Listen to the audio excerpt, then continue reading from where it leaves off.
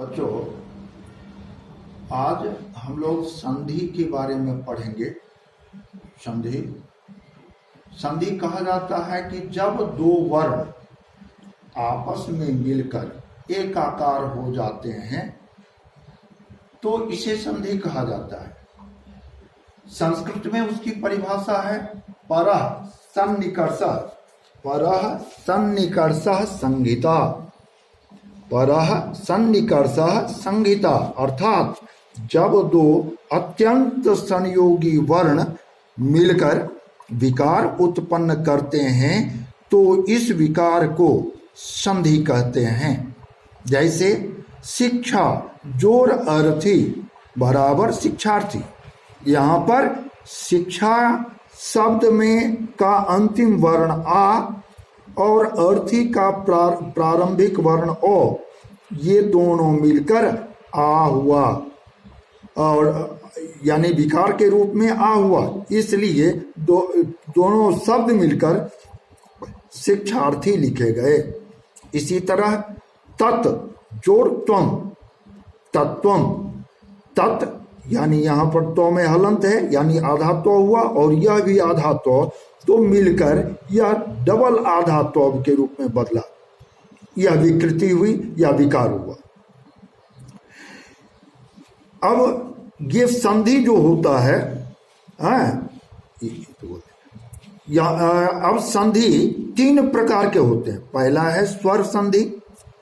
स्वर संधि कहते हैं कि अगर स्वर संधि कहा जाता है कि यदि प्रथम शब्द का अंतिम वर्ण भी स्वर और दूसरे शब्द का प्रारंभिक वर्ण भी स्वर हो तो दोनों के मिलने से स्वर का ही निर्माण होता है, इसलिए इसको स्वर संधि कहा जाता है।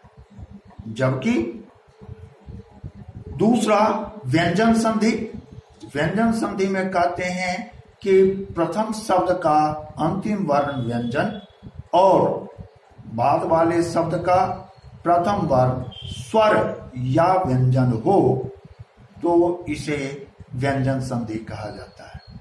इसी प्रकार विसर्ग संधि में प्रथम शब्द का अंतिम वर्ण विसर्ग और बाद वाले शब्द का प्रारंभिक वर्ण स्वर या व्यंजन अगर हो तो इससे उत्पन्न विकार को विसर्ग संधि कहा जाता है।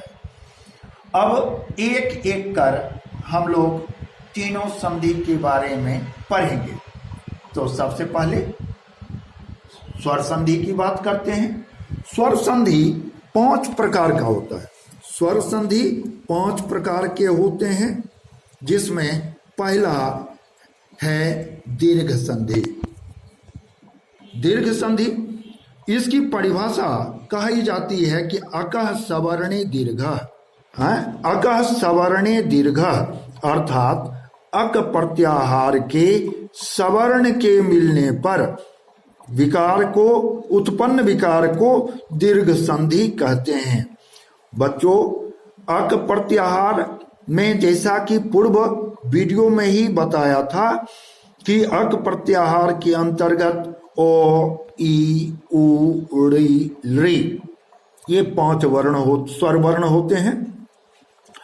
इनका और सवर्ण कहने का मतलब ओ से ही, ई के साथ, उ के साथ, ऋ के साथ और लृ के साथ संयोग करते हैं तो दीर्घ का निर्माण होता है। जैसे ओ जोर ओ, इसका दीर्घ स्वर आ। हर्ष ई और हर्ष ई मिलकर दीर्घ ई। हर्ष उ और हर्ष उ मिलकर दीर्घ उ। ह्रस्वरी और हर्स्वरी मिलकर दीर्घ री। हर्स्व री और हर्स्व री 2 बार मिलकर दीर्घ री का निर्माण करते हैं।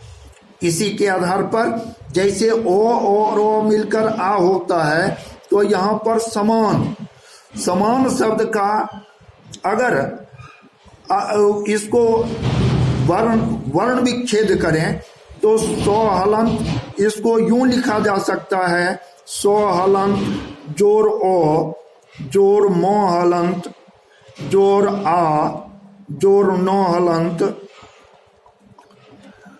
अब और अर्थ का ओ जोड़ थो ये रो हलंत जोड़ थो हलंत ये थो विसर्ग।